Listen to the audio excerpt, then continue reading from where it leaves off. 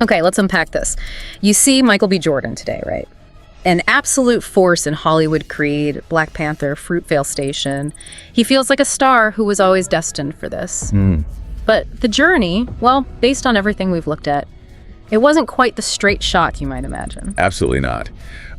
When you dig into the story, what comes out isn't just, a list of roles. It's a story of unexpected turns, really key relationships, and this deep, ongoing personal growth happening right alongside the career. Right, and that's what we want to get into today. We're doing a deep dive here to really understand Michael B. Jordan's path. Like, how did a kid who just wanted to play football end up here? Yeah. We'll look at his unexpected start, those roles that really changed things, the collaborations that defined his career, and what drives him now, which seems to be way beyond just acting. Exactly. We're pulling out those essential pieces, those nuggets, Yeah. to build a picture you can really connect with. Think of it as finding the hidden chapters, maybe, in a story you thought you already knew.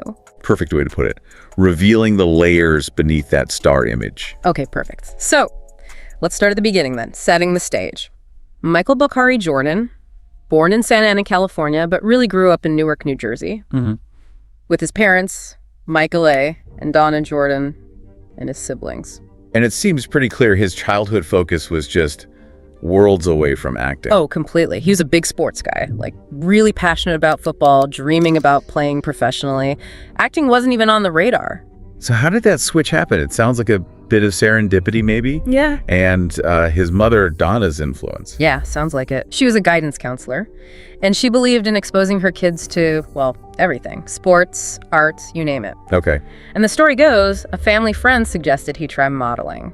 So when he was around maybe 10 or 12, his mom took him to an audition. An audition?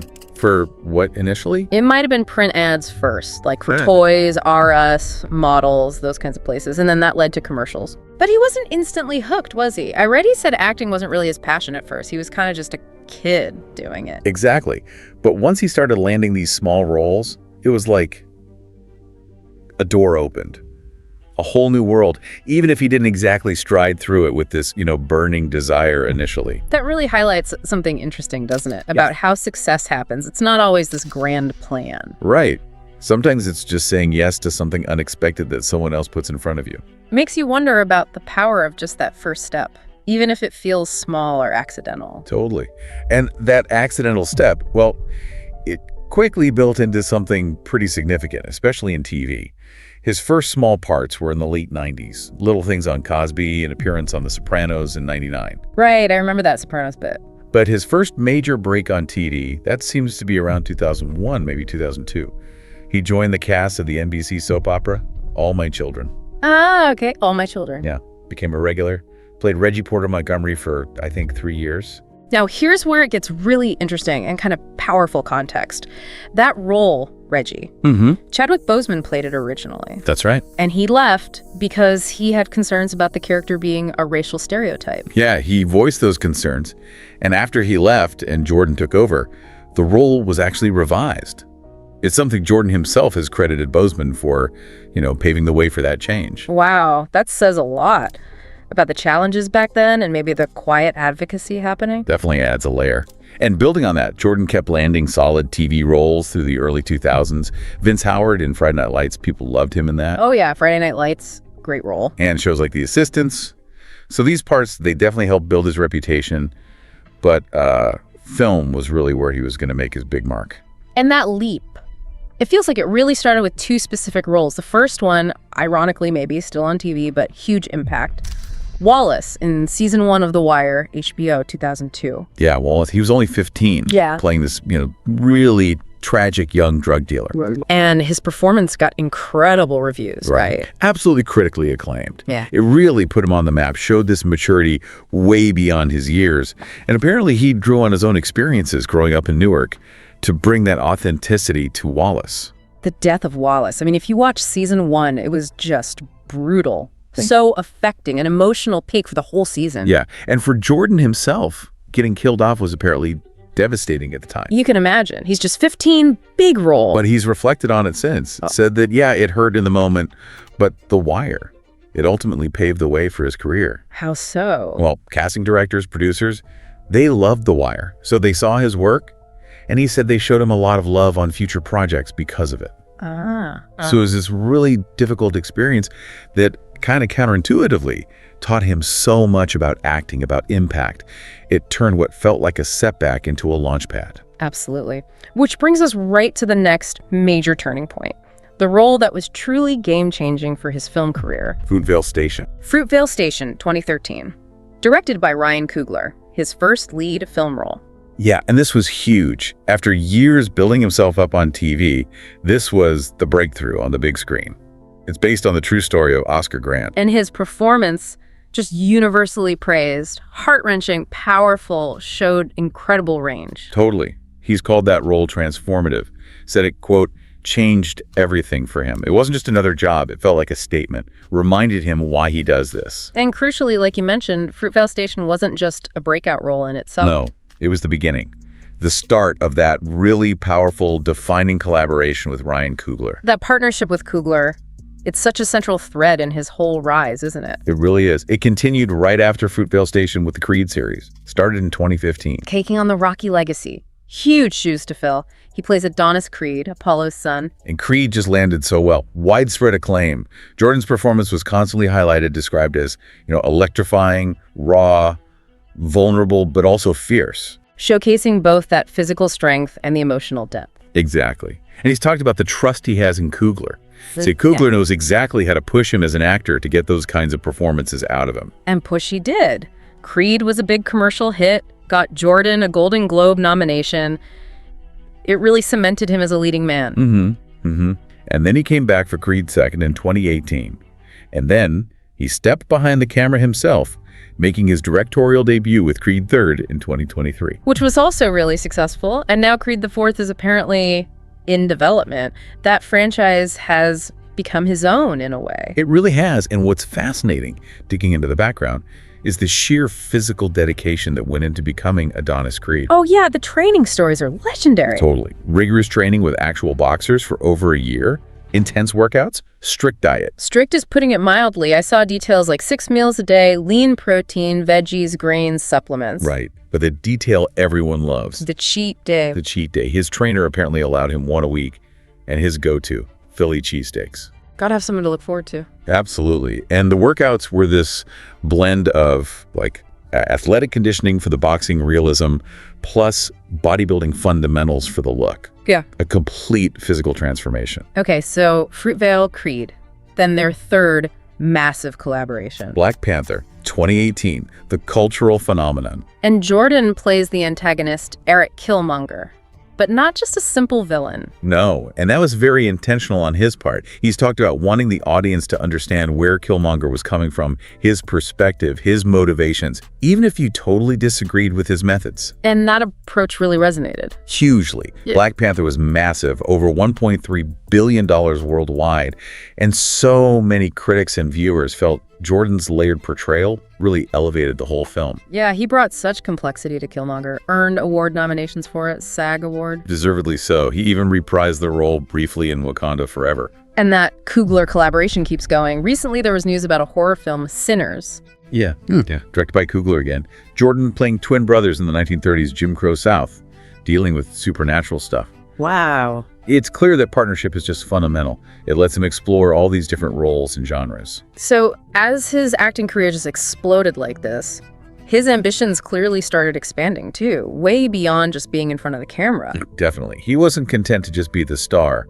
He founded his own production company, Outlier Society Productions. Right, around 2016, or maybe 2020. The dates seem a little fuzzy in places. Yeah, there's some variation, but the mission seems consistent.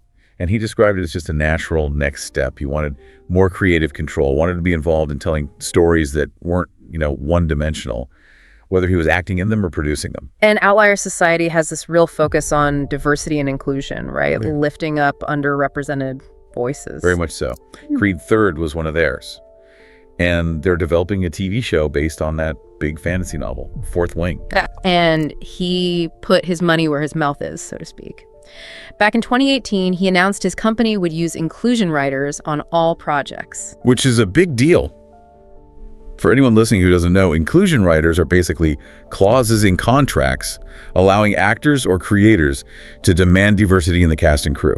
So he's using his clout to actively push for structural change in the industry. Exactly. And then you see that entrepreneurial spirit showing up elsewhere too, like his new health drink, Moss. Yes, the sea moss beverage. I saw the story behind that. It sounds really personal. It does. Apparently, this started during the pandemic. He got obsessed with helping his family stay healthy, was making sea moss smoothies for his pregnant sister. Ah, okay. And that personal thing just evolved into a product he wanted to make available to everyone. He talks about the benefits, cognitive function, immune support. Sounds like something he's genuinely invested in, not just slapping his name on it. Rooted in something real for him. And then there's the football club. Right. Partial owner of AFC Bournemouth, the English football club. So yeah, his interests and his drive to build things clearly go way beyond Hollywood. What's really compelling, though, is how the materials we looked at get into his personal journey alongside all this professional success, especially around navigating fame and mental health. Yeah, this part is quite revealing. He's been surprisingly open in interviews about how complex success feels for him. Like what? Well, questioning why he's been so successful when others from his background in Newark haven't made it out. Feeling guilt sometimes, or worrying about alienating old friends. That makes sense. Survivor's guilt, almost. Sort of. And he shared vulnerable stuff, like remembering growing up really poor, sleeping in the kitchen with the oven open for warmth. But his parents did such a good job shielding him, he didn't fully grasp how hard things were at the time. Wow. So having that background and then hitting this level of success relatively young, it seems like it created this internal conflict or questioning. Yeah, definitely hints of self-doubt, maybe even imposter syndrome, despite everyone else seeing his potential and success. So when did that shift? Did he ever start feeling like, okay, I belong here? He's said it wasn't until maybe just the last couple of years that he started to feel like the guy. He sees it as the result, the summation of the whole journey and figuring out his purpose. It wasn't automatic with the fame. And he actively works on this stuff, right? It's not just happening. No, not at all. He works with an executive coach for leadership, quality conversations, and also a spiritual advisor or coach for what's described as energy work. Seems like ways to manage the noise and pressure. And meditation. Yeah, starts his day with meditation to clear his head, step out with intention. He also has this interesting take on triggers. Right. The things that bother you, external stuff. They often point to something inside yourself that needs looking at, maybe from childhood or some part of your self-esteem that hasn't been worked on. Framing reactions as signals for internal growth. That's insightful. It is. And when he talks about authenticity, it's not about image. It's about internal peace. Like, can he sleep at night? Exactly. Do the people who really know him see the same person? Does his energy feel the same to people he hasn't seen in years? It's about not losing himself, not losing where he came from. He calls himself an agent of change. He also talks about the weight of expectations, though. Trying to live up to what everyone thinks he should be. He's quick to say he's flawed, that he's actively trying to get better every day, and sometimes fails. Even with something like communication, which he consciously practices, sounds like he's been trying to shake off some of that heavy weight lately. And that sense of responsibility seems tied right back to his roots, to Newark. Yeah, he talks about seeing cycles in his community, generation after generation, and feeling like he's in a position to maybe stop or change that cycle. The whole know better, do better idea. Exactly. Once you know better, you have to do better. He feels he can't ignore the opportunity his platform gives him. He talks about chipping away at roadblocks and systems, like in Shawshank Redemption. Maybe not being the loudest voice, but working strategically. He uses the word obsession, too, right? Yeah, obsessed with getting his team right, strengthening his family, leading by example, breaking generational trauma or curses, he calls it. And that obsession extends to every project he takes on. He loves seeing an idea come to life through persistence, manifesting things. And wanting those projects to be multi-hyphen, not just entertainment. Right. Having layers, aiming to help or educate or leave some kind of blueprint for the next generation. He specifically mentioned his nephew who looks up to him, mimics him. That seems to weigh on him in a good way. The sources also touched on relationships. Sounds complicated. Yeah, it does. Finding someone who gets his whole world, what comes with it. He says it's not easy, causes anxiety. He wants partnership, family eventually. But he also feels like there's a part of him that hasn't really lived life yet. Like just traveling for fun, not for work. He's looking forward to that part now. Describes himself as a delayed gratification person. Feels he owes himself that after being so locked into work for so long. So not actively looking for someone right now. Seems like it. Says it would take a very special person to fit into the flow of his life as it is. And there was that quote about being named sexiest man alive. Oh yeah. When asked about it, his answer was just, "It's very lonely." Wow. That's unexpectedly vulnerable. Cuts right through the image. It really does, and it ties into his whole thing about honesty, I think. How so? He believes being honest gives other people the chance to be honest back. And that the fear of the outcome of being honest, it's usually way bigger in your head than reality. Holding back honesty actually hurts more long term. That know better, do better again. Applied to relationships, communication. Exactly. It speaks to wanting himself and the people around him to grow. Which maybe connects to a misconception he feels people have. Yeah, that people think he has everything figured out, that he isn't flawed. He really emphasizes he is flawed, and he's actively trying to improve every single day. It's a work in progress. Such a crucial reminder, right? That the external success doesn't erase the internal struggle or the effort. Absolutely. And as you've listened to all this, maybe parts of his journey resonate with you personally. Yeah, those unexpected turns life takes. The importance of family support, or maybe the lack of it. Or navigating challenges, those setbacks, the every no you have to push through, that feeling of self-doubt, imposter syndrome, even when maybe others see your potential clearly. And the whole idea of finding purpose. That it often involves looking back at where you came from and figuring out, okay, where can I make a difference? Or even that idea about triggers.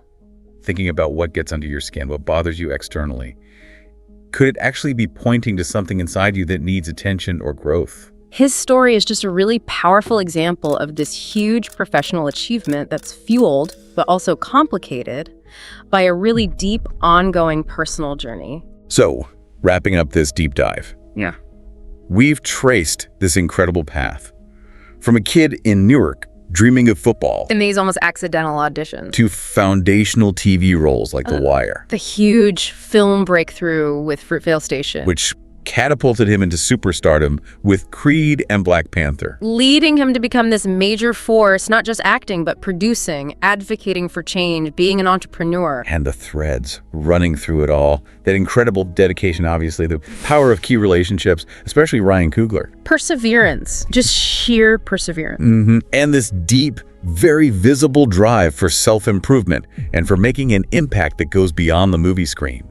So the key takeaways we pulled from all this: success, rarely a straight line, often unexpected. Collaboration can be transformative. Internal struggles, self-doubt, they're real, even for the most successful people. And finding your deeper purpose often means connecting your success back to your roots and figuring out how you can contribute. Which leaves us with something to maybe chew on, building on his own reflections, given how he questions his success relative to others from his background, and feels this responsibility to use his platform. Yeah. What responsibility, if any, does come with unexpected opportunities and the kind of platform success brings? And following his lead on triggers, how can paying attention to our own moments of doubt or the things that bother us actually be a guide, a map to our own personal growth, and maybe uncovering our own purpose? Something to think about. Definitely something worth reflecting on in your own life. Thanks for joining us on this deep dive.